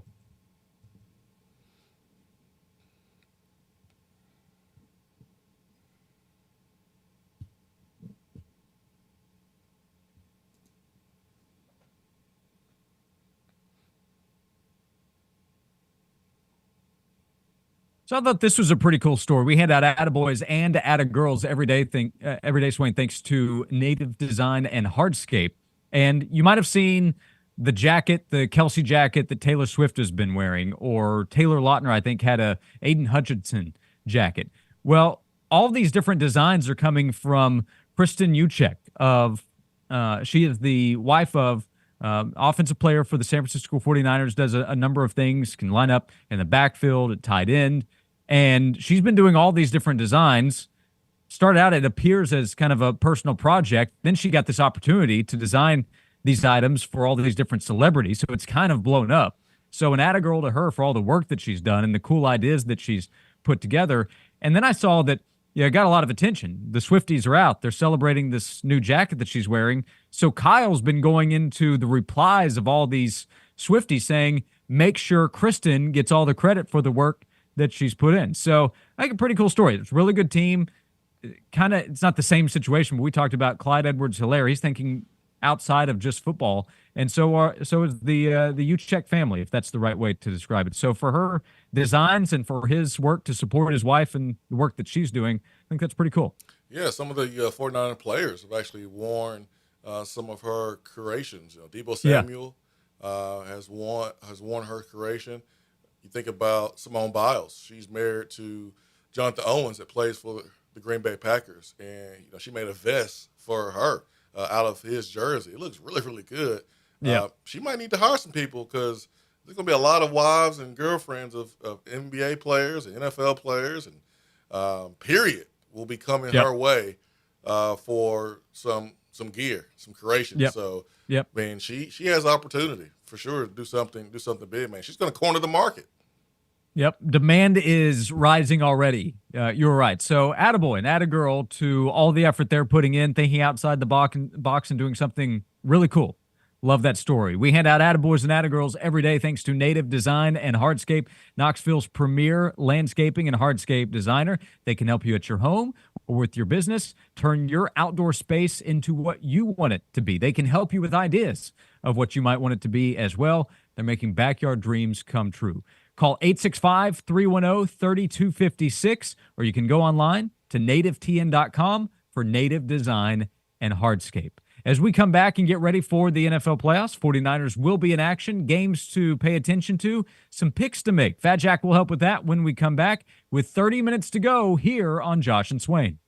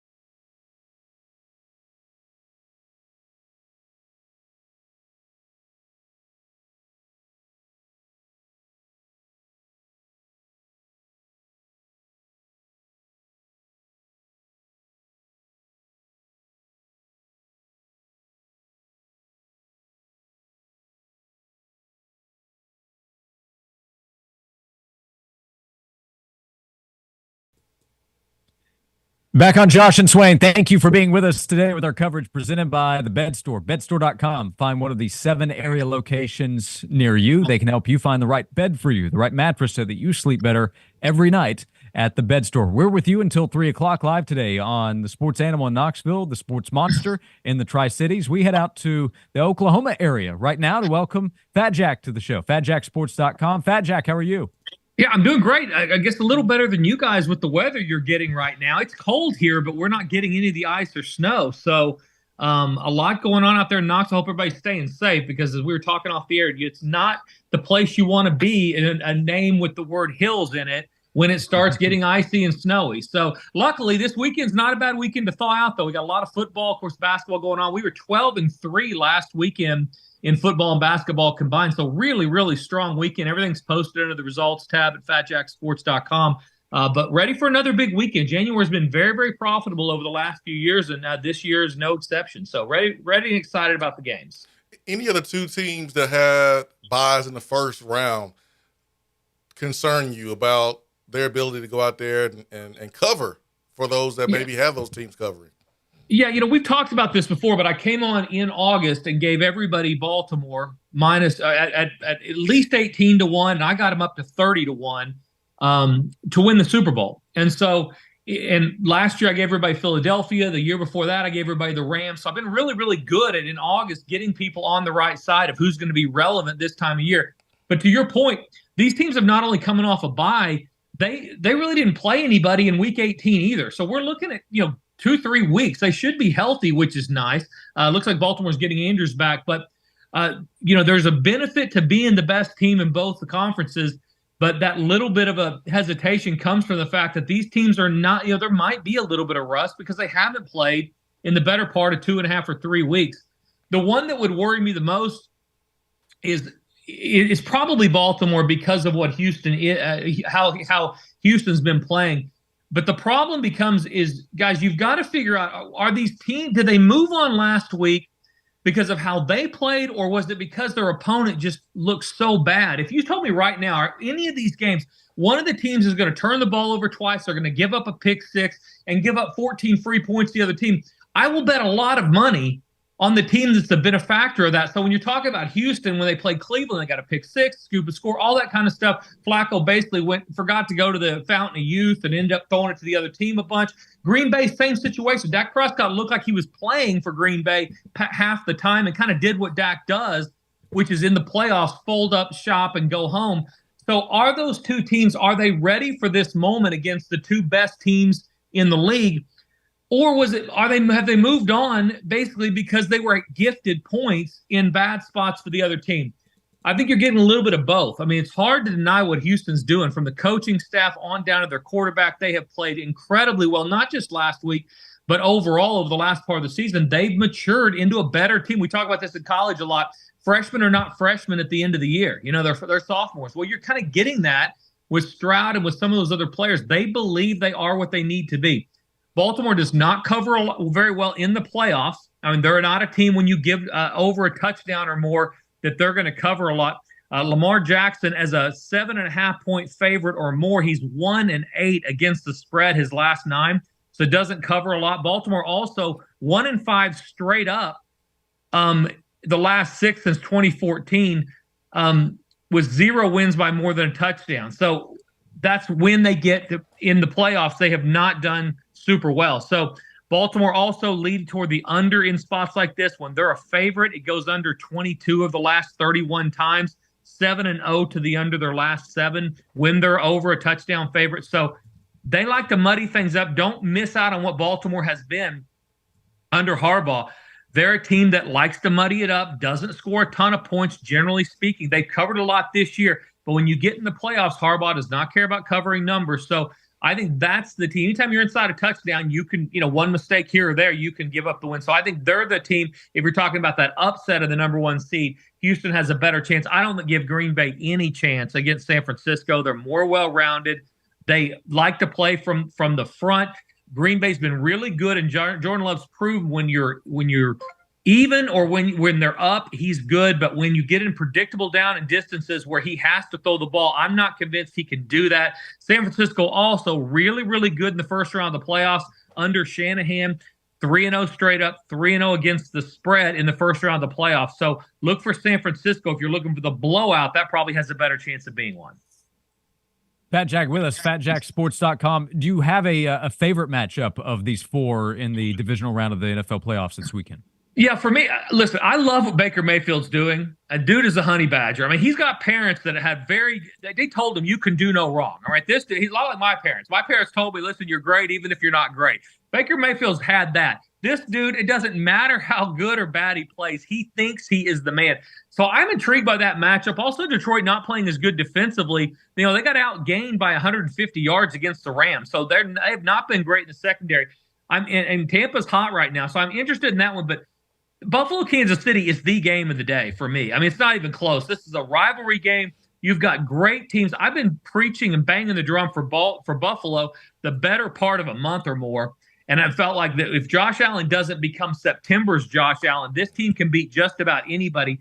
But Patrick Mahomes is an underdog.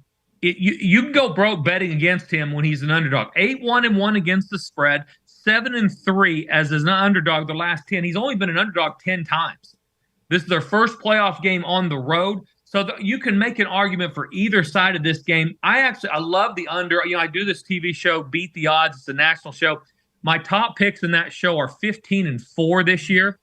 And I bet I've played under in the Kansas City games probably 7 times. I mean, I've made a ton of money betting under with Kansas City. And when they play Buffalo, it's even more so because Buffalo's coaching staff cannot have Josh Allen turning the ball over and throwing it to the other team. But I think they believe at home they're the better team. So I like under in that game for sure, and a very good spectator game with a very evenly matched teams with great storylines. So that's the one that does it for me, is that Kansas City Buffalo game.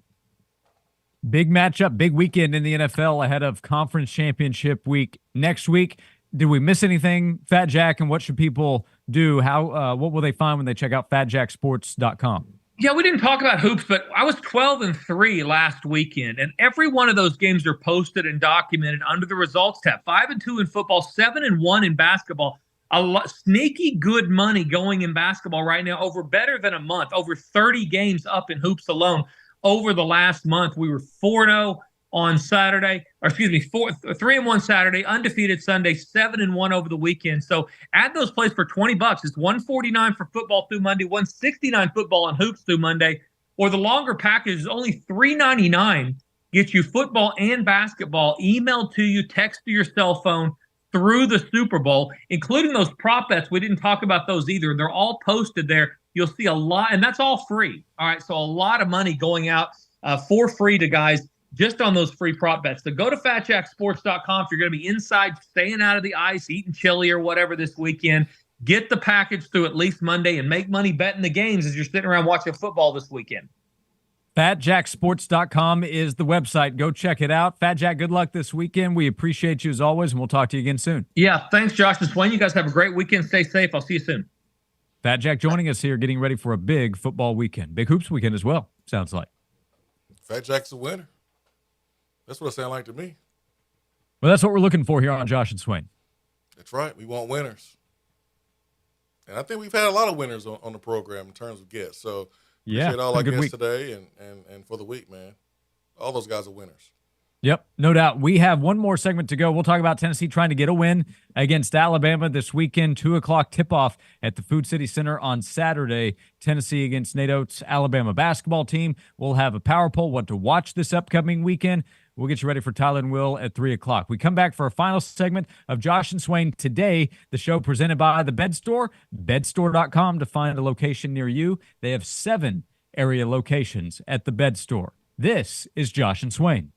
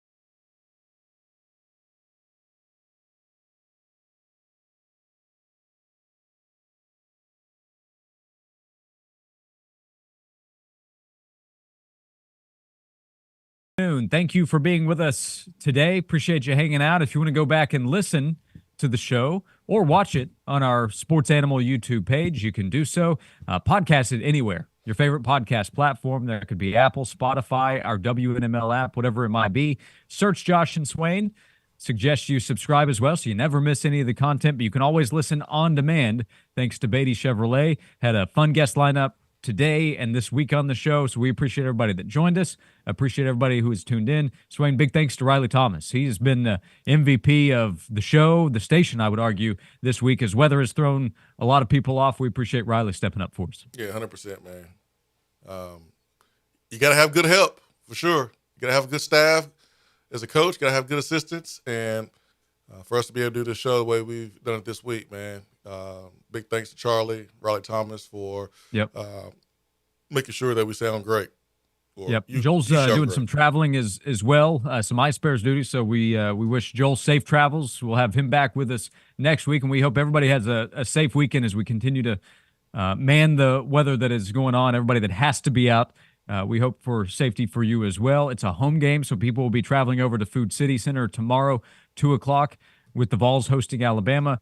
Also, a thank you to the Bed Store for helping make our coverage happen today. We were going to be out at the Maryville location. Tommy actually texted into the show. It was great to hear from him, but because of the weather, weren't able to get out there, but still help make our coverage happen. They have 7 area locations. They're all over. Bedstore.com to find a location near you. Sleeping matters. Sleeping well, getting quality sleep makes a big difference in your health. Go to bedstore.com, find a location near you, then stop by, go through the Tuck Fit process. They will help you find the right mattress for you. Bedstore.com. We're going to hit the power poll in a moment, what to watch this weekend.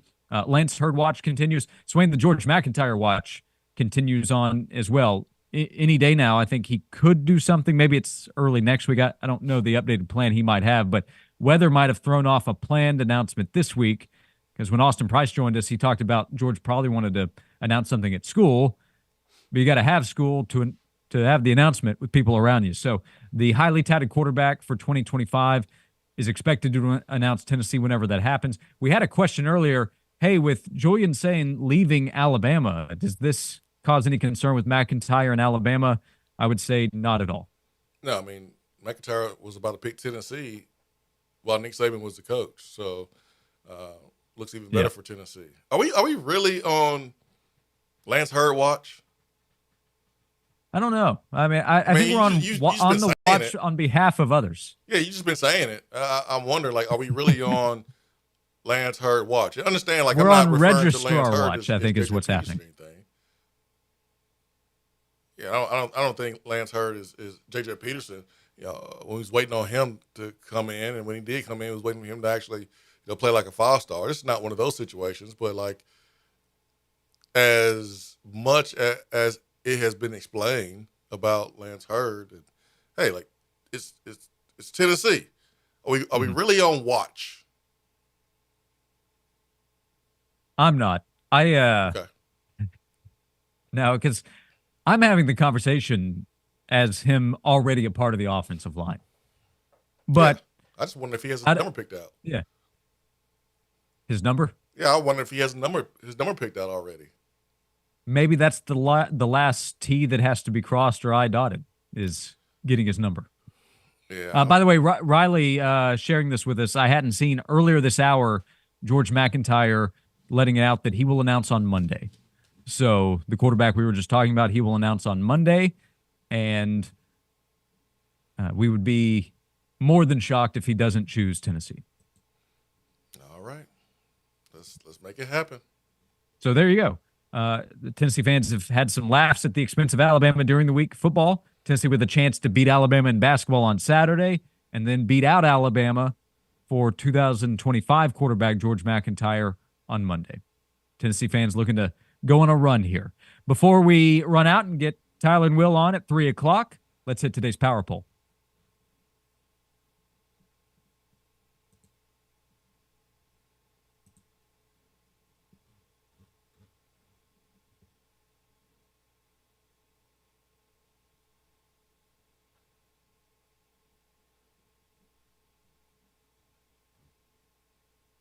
Swain, the Power Poll is presented by Alcoa 10 Federal Credit Union. Each and every day, it is a Friday. We look ahead to the weekend. Fun sports weekend ahead.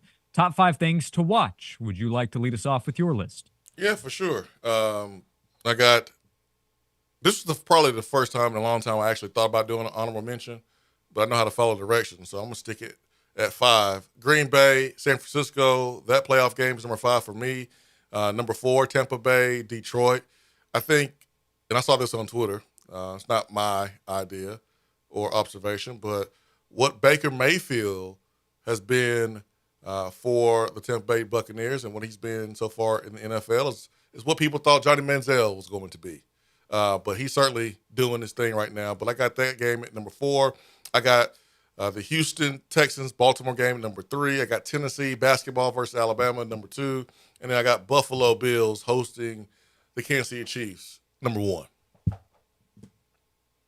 Our lists are quite similar. A shout out to Chip. He texted us earlier. We appreciate Chip as always. He said the Alabama crumbling tide is what he's calling Alabama right now. So number 5, I had watch to see what happens with Alabama. They're trying to add players, but they're trying to avoid losing players. Their highly touted quarterback who just signed is the latest to enter the transfer portal. So Bama, the transfer portal, and Michigan, worth watching for college football fans because it has an effect on others. Yeah. We'll see what happens over the weekend. I have Baltimore, Houston, number 4.